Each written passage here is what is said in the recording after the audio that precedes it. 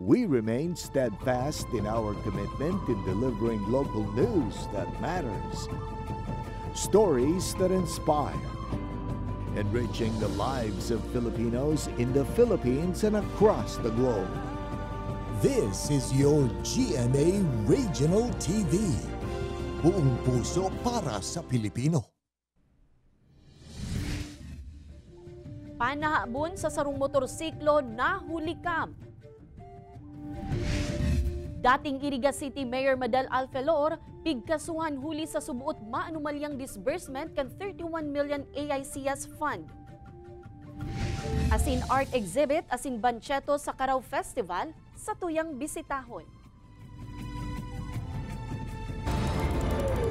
Ini ang GMA Regional TV Balitang Bicolandia.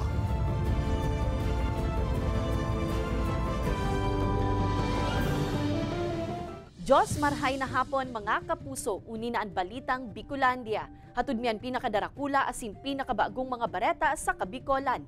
Kami ang tropa nin katotohanan, mahatod din mga baretang mayong pigkikilingan, mayo nin pigpoprotehiran. Live halidigdi sa GMA Complex sa Naga City, ako po si Kate Dolovieres.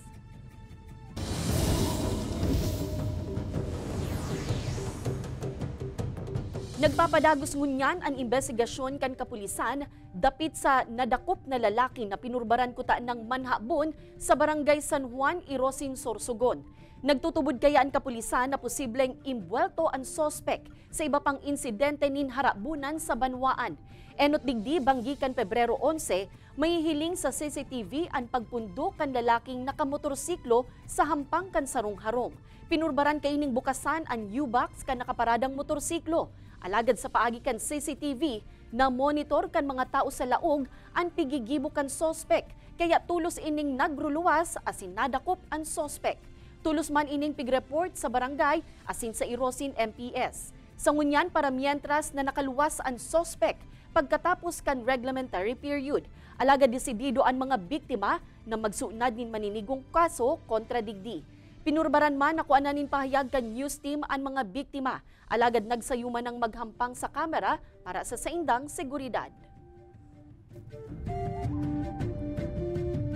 Nagbilog na nin Special Investigation Team ang Camarines Sur Police Provincial Office na matutok sa Maricas asin hararom na investigasyon katakod sa pagkagadan kan 11 anyos na daragita sa Banwaan nin Garchitorena, Camarines Sur kanakaaging aldaw.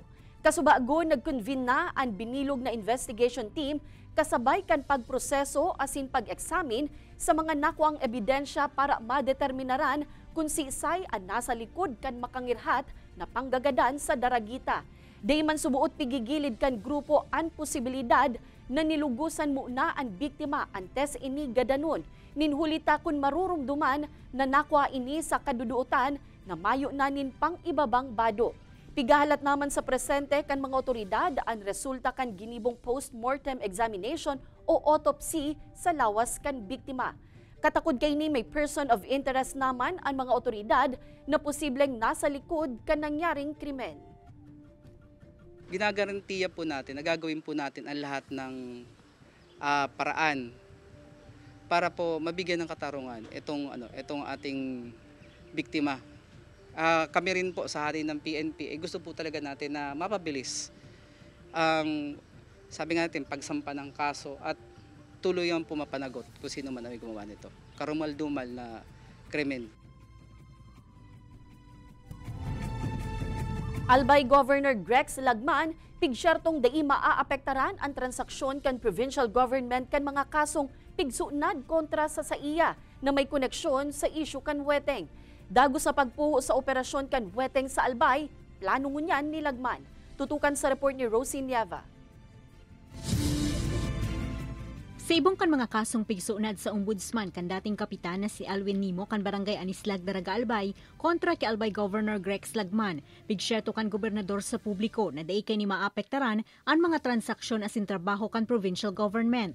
Pinahimutikan kan opisyal ang akusasyon na imbulto siya sa transaksyon kan Weteng sa probinsya asin tinauan doon na anas pamumuliti kamansana ang nangyayari.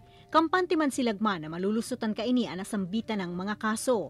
These cases have zero effect on my administration, how I will do my work, undertake my work together with my department heads.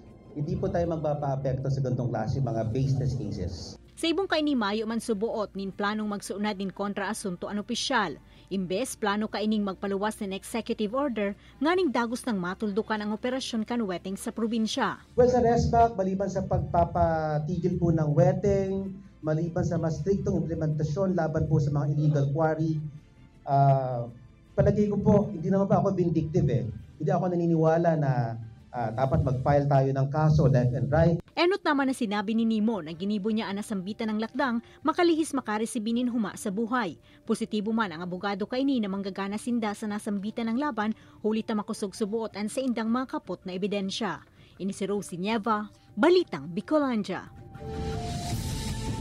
Pili Water District may paliwanag sa kung minsan maluyang bulos nin tubig sa pirang lugar sa Banwanin, Pili, Camarines Sur. Opisina amay na nag-abiso sa mga konsumidor sa posible pang pagluya sa bulos kan tubig sa mga masunod na semana darakan El Nino. Ang detalye aramunta sa pagtutok live ni Chris Novello hali sa Pili, Camarines Sur. Chris?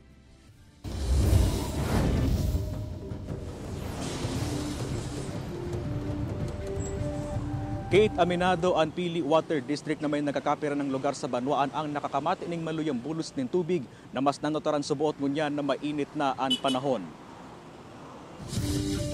Alas 8 pasanan ng aga, alagad ng ritipunan ng tubig si Rosa Nolasco kan Palestina, Pili, Camarines Sur.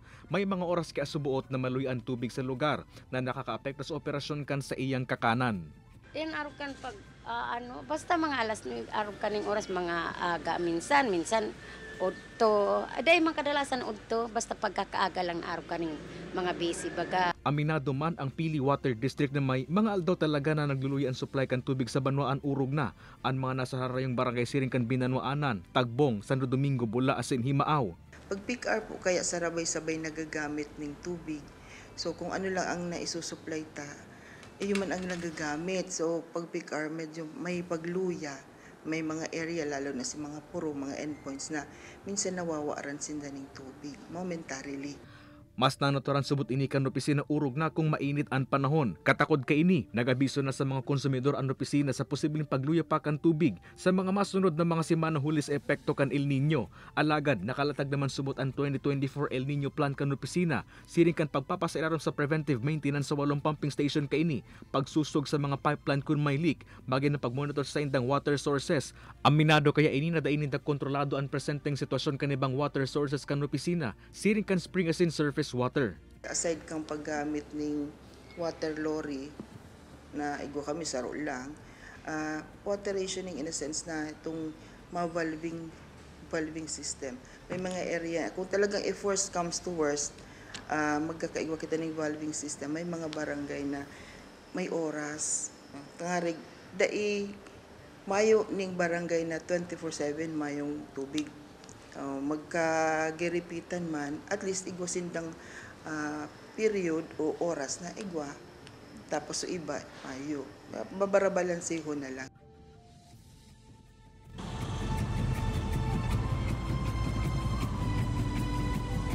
Kate, inabisuhan man kan Water District ang publiko ng ngunyan pa sana i-practice na ang pagtipid sa paggamit ng tubig. Lalo pang daisubot, Kate, kontrolado kan opisina ang sitwasyon sa indang water sources. Kate? Jos Mabalos, Chris. 30% increase sa case rate packages na piguprisir kan PhilHealth pwede nang maaprobitsaran kan mga miyembro. Uyan report ni Jessica Kalinok. Haros tulong dekada ng PhilHealth member si Nanay Analiza kan Barangay Dayangdang, Naga City. Dependents niya digdian sa iyang agom asin mga aki. Asin sa nakalihis na mga taon, makapirang beses ninda naman subot ining nagagamit. Si aki ko na ospital garo nasa 21 mil ata or 28,000. Ano na lang ang nabayadan mi nasa 200 plus. Si ano na lang parang service fee na lang si pagibok ang going sa ospital sa billing, pagibok ang billing. Dakulang tabang daangani ang benepisyong na itatao kan PhilHealth. Kaya talagang pigsiserto niyang makahulog digdi quarterly. Kan Enero 30, pigluwas kan PhilHealth ang mga panundon sa implementasyon kan bagong case rates. Nakapalaog digdi ang 30% adjustment sa makukuang benepisyo kan mga miyembro sa piling mga kondisyon o healthcare services. Epektibo ini Pebrero 14. Ang Naga City General Hospital, pigaklaro pa subuot sa PhilHealth kung sakop na kan bagong panondo na ini ang mga pasyenteng naglaog sa saindang pasilidad kan nakaaging mga aldaw. Alagad naka-confine pa, hasta sa aldaw kan effectivity kan PhilHealth Circular. Sa 30% increase, yung case na pneumonia, na severe case at saka yung stroke na severe case din. Actually dito sa Naga City General Hospital, since level 1 pa lang naman siya, hindi pa covered yung severe case ng pneumonia. Sa mga tertiary lang 'yon. Automatic naman subuot na madidetect sa saindang claims unit ang coverage kan PhilHealth kan mga pasyente. Basta updated ang PhilHealth contribution, makaka-avail ka ini. Halos wala na pagka mga no balance billing, wala na silang babayaran, siguro na 'yon, NBB. Pero kung may remaining pa, may balance billing pa, so kung may nag-excess doon na mga gamot, may babayaran pa sila doon after noon na maano yung 30%. Alagad ang mga pneumonia patient na senior citizen, mayo na subuot babayadan. Bulan man subuot ang hahalaton kan ospital antes na maaprubahan kan PhilHealth and claims asin maresibe na ninda ang bayad para sa serbisyo. Kaya sa processing pasanakan mga rekisito sa ospital, pigsaserto na nindang kumpleto ini. Kaibanan si Gerald Gandia, Jessica Kalinog, Balitang Bicolandia. Ini ang GMA Regional TV Balitang Bicolandia.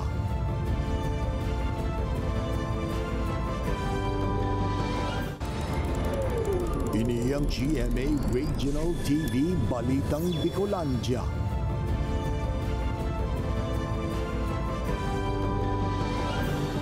Pitong kaso ang pigsunad kan lokal na gobyerno kan syudad nin Iriga sa Ombudsman kontra kay dating Mayor Madeline Alfelor asin apat na iba pang persona. Ang nasambitan ng kaso ang nag-ugat sa subuot maanumalyang disbursement kan 31 million pesos na Gender and Development Fund kan taong 2022. Kabali sa mga pigsunad na kaso kan Enero 28, 2024 ang Anti-Graft and Corruption Practices Act, falsification of public documents, fraud against the public treasury, malversation of public funds or property, failure of accountable officer to render accounts, technical malversation and violation of Code of Conduct and Ethical Standards for public officials and employees. Antes ang pagsunad nin kaso, pirang beses mo nang nagkaigwa nin legislative inquiry sa sangguniang panlungsod na pigatindiran kan pirang mga persona. Pinurbaran man kan GMA Regional TV Balitang Bicolandia, nakuan na ni pahayag ang dating alkalde, alagad nagsayuman na muna ining magkomento sa nasambitan ng issue. Nakakangirit sa transaksyon na ini, may mga gadan na may mga pirma. And iba po nga ni, may mga blind man na may pirma while si mga nakakasurat pa legibly, naka-thumb mark lang.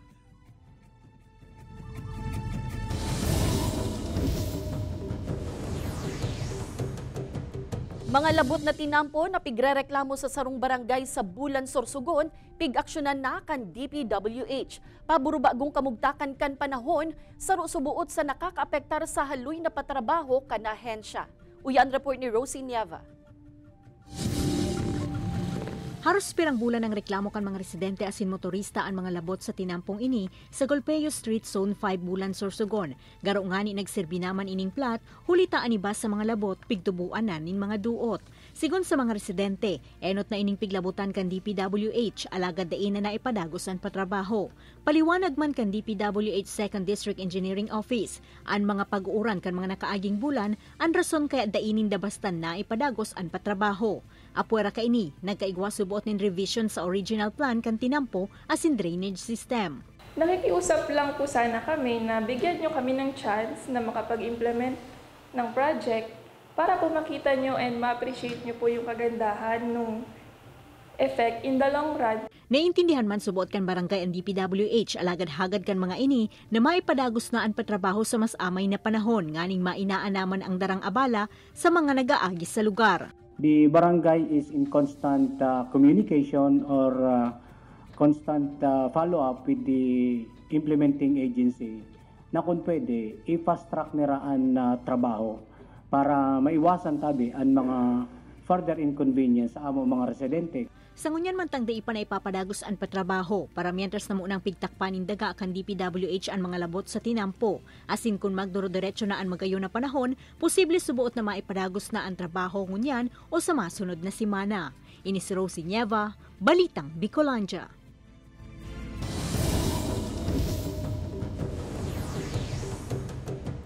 Pirang paranyog sa Ocampo Camarines Sur naghahabol ng ngunyan na makakopra asin makapapisar na. Ang farm gate price kaya ngunyan kan kopra sa Camarines Sur nasa 25 pesos na sana. Sa huma na magbaba pa ini, naghahabol ngunyan na makasalang ang mga paranyog sa barangay Old Moriones. Sigun sa may sadiri sa baratong presyo kan kopra, haros napapaduman sana sa labor ang nakukuaninda sa pagpisar. Lugi ko ni isipon, alagad kaipuhan subuot na magpadago sa nata. Sayang man kung matetenga.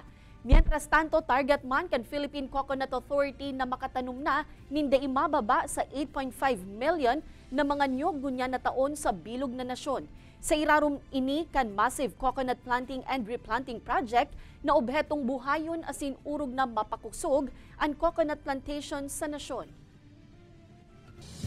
Produksyon kan fishery sector kanakaaging taon naghuro susog sa PSA.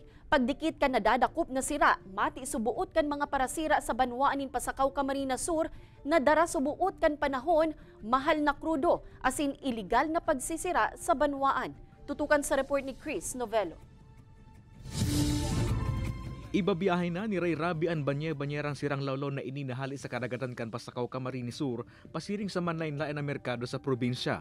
Aminado ini na may pagdikit subot sa nadadakop na sira lalo ng unya na mahukol ang kadagatan, uli kan makusog na duros. Napipilitan ka subuot na igilid kan mga parasiraan sa indang baroto, ninhuli kan kamugtakan kan kadagatan. Kuyan, ngunyan, siguro mga 15 lang pataas, pero kadto kan dakol ang sira, dakol talaga, mga 50 ang banyera, ganyan. Kunya, kumbaga sa pang maintenance lang. Sa Fishery Situation Report kaya kan PSA, sinabi kan ahensya na nagbabaan produksyon kan fishery sector sa nasyon in 4.26 million metric tons kan 2023. Gikan sa 4.34 million metric tons na fishery production kan 2022 o 1.8% na paghuros.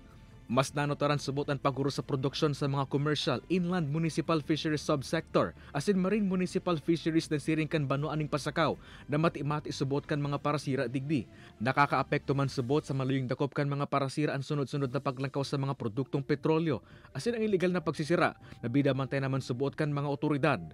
So lahat naman yan binabantayan natin from the shoreline up to sa kadagatan natin, katubigan. So, yung mga illegal fishing na yan, kasama natin sa binabantayan yan.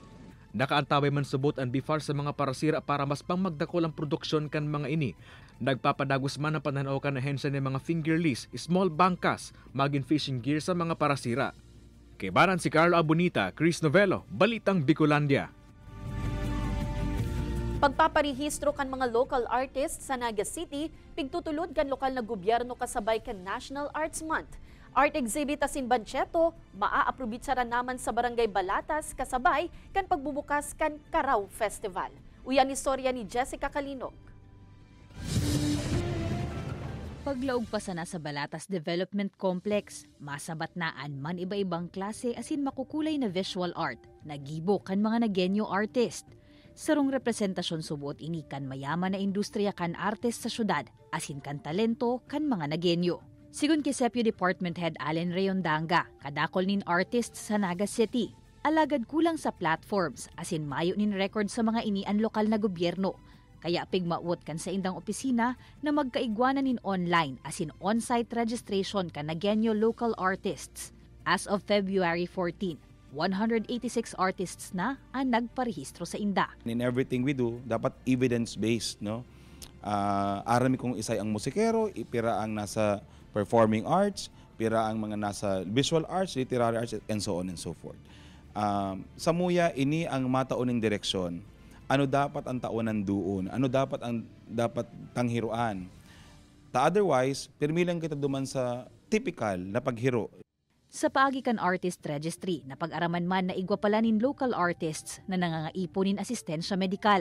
Kayaan Pebrero 17, pigtagama ninda para sa libreng konsultasyon, laboratory tests, asin iba pang medical services, exclusive para sa mga artist, asin sa indang immediate family sa irarom kan Naga Cares program. Ang mga aktibidad na ini katakod pa kan selebrasyon kan National Arts Month na pig-apod ninda na Karaw Festival. Karaw, buot sabihon, imaginative o creative. Madurar ang aktibidad, pati na ang on-site registration of Nagueño local artists sa Balatas Development Complex hasta Pebrero 18, tuyong alas 8 nin aga hasta alas 10 nin banggi. Ang pagtubot na bako man lang fiesta ang turismo, bako man lang kada may aktibidad ang turismo. Sa Naga, ang pigihinguha ta, dapat all year round we have a fresh supply of tourists and a fresh supply of entertainers, a fresh supply of people, artists na pwedeng makataoning services for our visitors. Hurot man ka Naga City LGU na makabilog din cultural center sa mga masunod na taon, nganing may sarong lugar na magiging permanenteng harong kan mga local artist. Kaibanan si Gerald Gandia, Jessica Kalinog, Balitang Bicolandia. Ini ang GMA Regional TV Balitang Bicolandia.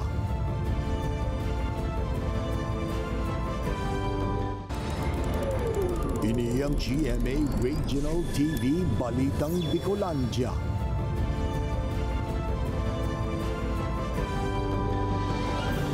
Mga kapuso, makakamati ni 12 oras na brownout ang pirang lugar sa Camarines Sur, asin sa Naga City sa maabot na Domingo, Pebrero 18, puun alas 6 nin aga hasta alas 6 nin banggi. Kaibanan sa mga lugar na maaapektaran ang bilog na banwaan ning Kanakman, Magaraw, Bombon, Calabanga, Tinambak, asin Siruma. Mantang sa Naga City, maghapong mawawaaran ng kuryente sa Barangay Bagong Bayan Sur, Bagong Bayan Norte, Porsyon kan Calawag, Santa Cruz, San Francisco, Peña Francia, San Felipe, asin porsyon kan Pacol. Ang power interruption na ini huli sa ikukondusir na preventive asin corrective maintenance kan NGCP sa Naga Substation asin transmission lines kaini.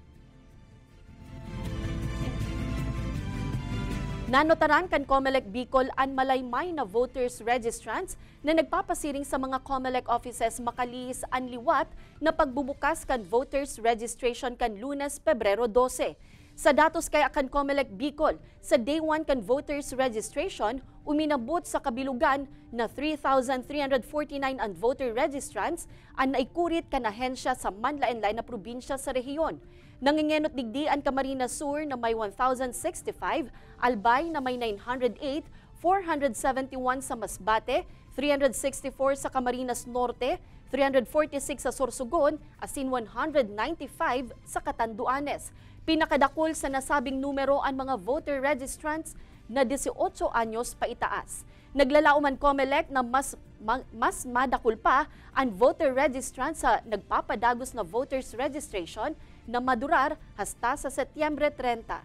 Day 1 medyo okay, pero day 2 medyo hindi masyadong mataas ang turnout, and we expect na sana hindi lumabas na ho yung mga kababayan natin. At any rate, yung iba naman, I think nag-aantay sila. Napuntahan namin ang mga barangay nila para magparehistro. So, yun no, gagawin ho namin yan.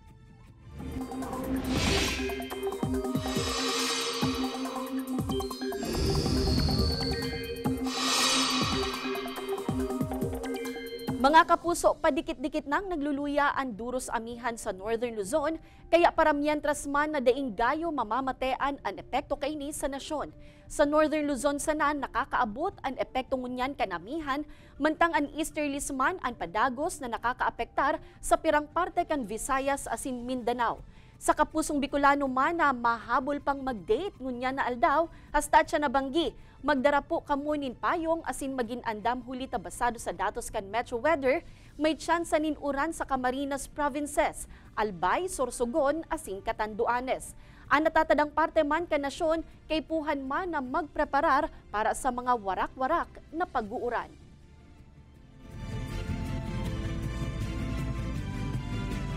Natatadang kutsero sa Barangay Abella, Naga City, hurot na maibalik ang kalesa como transportasyon sa saindang lugar. Opisyalas kan barangay, naglalaom na makahagad nin tabang sa gobyerno tanganing marealisar iningon niya na taon. Ini asin iba pang detalye, aramon ta sa report ni Jessica Kalinog. Kan magkapandemya taong 2020, day na natugutan ang pagpasada kan mga kalesa sa Barangay Abella, Naga City, kabawal daan hampangan ng mga pasahero. Ang mga kabayo na gamit ka ito ni Tatay Albino. Pigbalik niya na sa may sadiri. Ang dating kwadra, may nakaistar na. Mantangan sa iyang kartela, ipigpabakal niya na nganing may pantustos sa pangangaipo kan sa iyang pamilya kan magpandemya. Iyo, gusto mi paman makabalikan ta. Kami talaga, iyo ang pigukuanan mining pagkakan sa mga pamilya mi, sa pagka kayong mga aki kung anta, ay di nang tarapos. Si Tatay Albino asinduang taga Mabolo ang natatadang mga kutsero sa lugar na pararehong naglalaom na makabalik sa dati nindang hanap buhay. Kasaruman subuot ang Barangay Abella sa paglaom na inikan mga kutsero sigun kay Kapitan Apolinario Malana Jr. Bistado ang sa indang barangay sa Calesa. Iyo nga ni inianyaon sa indang barangay seal. Kaya maninigo sa nasubuot na ibalik asin mapreserbar ini. Alagad kaipuhan nindaan tabang kang LGU asin kan iba pang grupo. Ang challenge lang po yun, siyempre itong saro sa mga kontano tapig bighali iyan kadto reklamo sa managod sa arong kang Calesa. May plan po ang liga na magpabigan by ngayon na March. Saro sa Kalakawan may para matagang kung impormasyon na kita kung paano natin manage sa bigan ang Calesa. Ang plano nindang disenyo, pang turista na duwasanaan pasahero. Maestablisar man subuot sindanin magiging ruta kan mga Calesa. Kabali na anday nalalaog kan mga padyak, nganing maibitaran man ang aragawanin pasahero. Kung siring kaiyan ang sistema, mayo da ang magiging problema sigun sa parapadyak na si Alex. Okay lang yan. Pwede man na kung tutulong pidaso man lang sinda. Gusto maghanap buhay. Ang 62 anyos na si Nanay Fe, dinakulaan subuot ang pagsakay sa Calesa paluwas sa indang barangay. Magayon man subuot na maibalik ini, nganing maeksperiensyahan man kan presenteng henerasyon. Kang tuwani nag-ulis yung mga makuapo ko gusto magsakay sa Calesa, mayo naman ni Calesa.